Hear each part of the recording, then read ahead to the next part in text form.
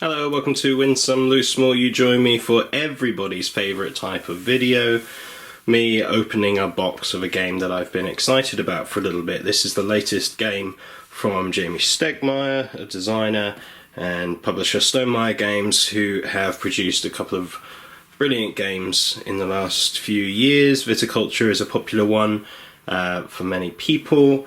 I have a couple in my collection. Between Two Castles is a project that they worked on, building on Between Two Cities that they produced. And Scythe is a personal favourite. It's my #1 game.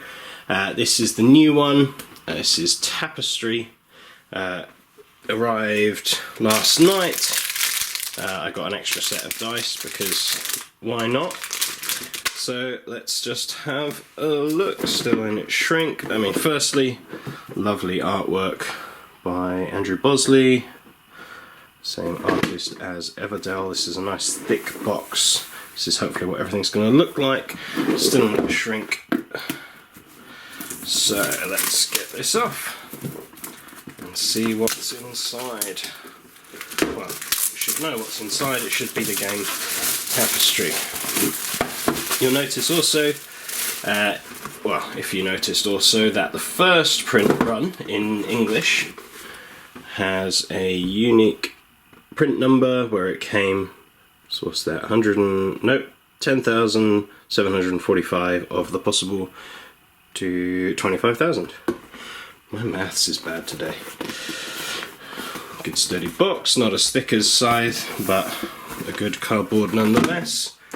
These are the rules that everyone's been talking about for two reasons. Firstly, because they're only these 4 pages long, but also the texture. Yeah, it's nice. It has a funny texture to it. I've noticed in a couple of them it's on the outside, not on the inside so much, but this is all the rules apparently. Although some people complain because they're not really all the rules, because you do need, for the first play apparently, to know this information, which comes on a separate sheet. It's a reference guide, but it's a big one, same size as kind of Small World Player Aid. So there's all that stuff as well. There's only 2 of those as far as I can see. And then we have the rules for solo play, the Ultima system. So there's a full Ultima, and there's also a variant called the Shadow Empire, which exist, but don't directly do things, they just take up space. So, one of my favourite things, if you can't have an insert, you need bags, and excellent companies produce games that come with extra bags. Here's the dice that come in the game. As I say, I got extra ones. We've got 2 packs of cards. We have, these are the Ultima cards mixed in with the Tapestry cards, which signify the different ages of your civilization during a game, and then the tech cards. And I don't know what those are, maybe they're to do with, yeah, these are to do with the Ultima as well, but the technologies that can be produced or researched and created during the game. We have the, I want to say 16 off the top of my head, 16 different factions that you could play, different civilizations. Again, they have that funny texturing. So even though the board is thin, it's a little sturdier because it's had this treatment done to it. Nice kind of blueprinty looking things on the back. So all sorts of different things that give you an individual power, that kind of thing that will work differently. So each game that you play is different. They're a little bit bowed. That's probably okay. But yeah. Then we have another piece of cellophane, and again, these are bowed. I think they're looking at this for the next printing because, you know, this is clever. It stops things jumping around because there's a lot of bits which we'll come to. And so this keeps all this stuff around all together, but it does mean that at different layers, there's the possibility of things getting bent, which mine seem to have done. Not damaged, just bent, which for me is fine, but less than ideal, because really, I'll show you the player boards.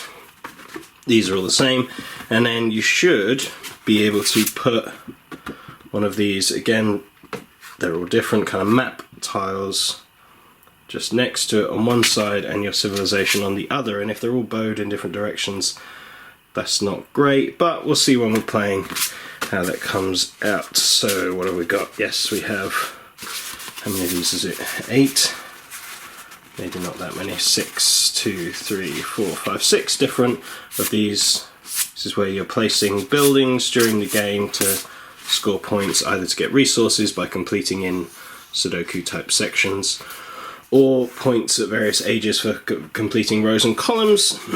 So again, that just provides some variability in the game. 6, look, they're even numbered, I should have noticed that. Fine. We have the little mat, just a normal cardboard mat, where the buildings live before they're built. That's fine. As I say, the player boards, I think there's 5 of these, it goes up to 5 player. Oh, that's a different one. 1, 2, 3, 4, 5. These are, again, thin but have that funny coating. 5 of those, and then a separate one for the Ultima system, which is slightly different. We have tiles, one of my favourite things in games, punching out tiles before we start. Some space and some land. And then the beautifully rounded edge board.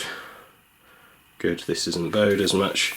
I don't know why, but there's just something very satisfying about the board being rounded. You've got the side for, what's that, 2 to 3 players? Yeah, and then the bigger side for 4 and 5 players. So that will be fun, learning all of this. And then we come to possibly the most controversial thing about this game, all the pieces. Is this stuck down? Yes, it is. So when I did my Keyforge unboxing, it was nothing like this tricky, but that's okay. Oh, sellotape everywhere. So as you can see, whilst I'm picking this, you can see my camera in the reflection, but there are these large pre-painted building miniatures as sculpted by Ron Brown, who I believe the designer, Jamie Stegmaier, spotted some of his work around and got in touch to try and get him involved in this this project. There we go. That's the last bit of tape I need to play with. So these come in the game. As far as I can tell from what I've seen, actually the colours are much brighter than they seemed. I've looked at other videos and I wasn't as impressed, but in person they are much nicer. So hopefully this comes across on the camera, but if it's anything like my experience, it probably doesn't, because these do look better in person. They feel nice. Yes, they have no, excuse me, they have no practical use other than filling up those map boards that you saw. They have no effect or anything like that. They're just cool pieces to build up your civilization as you go through time. Then there are the normal generic buildings in the 4 different types for the 4 different types of resource, or the different tracks. Yes, what are they called? Science, warfare, oh for goodness sake, technology, and the other one, navigation, no, exploration, there you go. And then the 5 player pieces, here's all the tracking things for those income, different forms of resources, that's the word I'm looking for, which match up with these income buildings. The 5 player colours, a nice light green, red, white, yellow, and light blue. You would use these ones for the Shadow Empire as well, some of the white pieces, but the Ultima can be whatever colour, doesn't matter, that's not specified. So there's all the pieces. As I say, these buildings are actually much nicer in person than I thought from the things that I have seen. I will put those away properly in a moment. Thank you very much for watching. That has been me unboxing Tapestry by Jamie Stegmaier, art by Andrew Bosley, and I say those sculpts by Ron Brown. Cool. Isn't the artwork just lovely? I'll have to go through those cards, see what they look like. We'll play this, and I'll probably do a why I like. That's a bit preemptive because I don't know if I like it yet, but my experience of Stonemaier Games thus far have been that I will probably do a why I like. So yeah, in the meantime, follow us on social media. win some Loosemore, such as on Facebook, Instagram, Twitter, all the usual places. We'll see you very soon. Hope to see you again. I've been Dieter for Win Some Loosemore. Bye bye.